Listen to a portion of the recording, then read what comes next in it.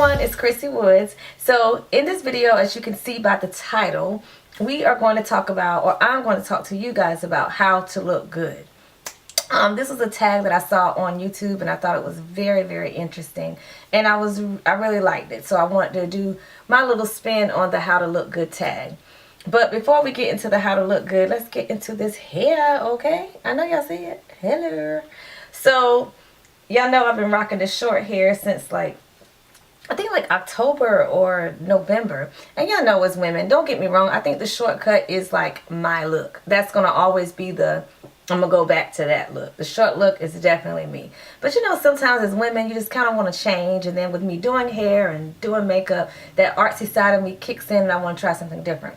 So I went with a lighter color. And y'all, I have not been like a blonde or a golden blonde or any shade of blonde in so long. I've been doing the reds and the blues and all that good stuff. So I went with a lighter color and I decided to go with like a little bob here. And this is just a quick weave. I installed it. It took 2 hours for me because it's hard to cut your own hair. You can't really see behind you. So it took me about 2 hours to do it. And it's a cute little quick weave. It was really quick and fun. And I'll probably wear this for a couple of weeks and change it up again. And anyway, back to the topic of this video. So we're going to talk about how to look good. So in speaking of how to look good, you know, most of the times people first thought is the physical. How to look good physically, especially with this being a beauty channel. But what most people really don't consider is that beauty starts from within. I mean, seriously, it starts from within. Most of the people that we admire, most of the people that we look at and we go, oh, she's so pretty, or oh, she's so this, or oh, she's so that, they have the same issues that we have. It's just that they know how to hide it, or they choose to hide it for whatever reason. So don't be that girl. Don't be that girl that looks good on the outside but hide what's really going on. You want to learn to deal with your problems. So I think the first step to looking good is to deal with your issues. If you have insecurities, if you have weight issues, if you have whatever issues that you may have, a bad relationship, whatever the case may be, don't just mask it. Go ahead and deal with your issues head on. Once you deal with them, you can get them out the way and you can move on to living a more happier and more fulfilling life. So that's number one, dealing with your issues. Number two is to love yourself. Once you've dealt with your issues, now you can really begin to start to love who you are without the burden on your back of whatever your issue was. If you have someone in your life that you know you're not equally yoked with, you know that it's not supposed to be, and you're just there for whatever reason, that person eventually will drag you down. And you know, we're not put on this earth to stoop down to someone's level. God wants us to be elevated higher, not to be down here and to bring ourselves down to someone else's level. So I think once you let go of whatever it is that's holding you back or whatever your burden is, I think that point you can begin to love who you are and who God created you to be. So number two is to love yourself. Number three, love others. You know, just like we have issues that we have to deal with, there are people that we see every single day, whether it's coworkers, whether it's family, whether it's friends, maybe it's just a stranger. They too have things that they're dealing with.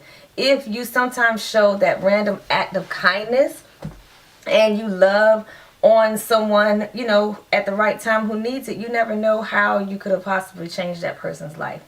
So I think it's very important that we not only love ourselves, but we also love others. And number four, I can tell you for me, the thing that really keeps me going is my faith and my belief in Jesus and what he can and can't do, or well, there's nothing he can't do, but what he can do. And I think just having that and reading my Bible and keeping my faith, and not only that, but keeping positive people around me.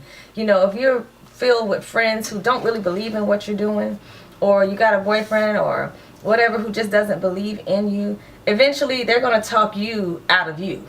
And that's not something you want. You want people that see things in you that you don't even see in you, that again can elevate you on to the next level.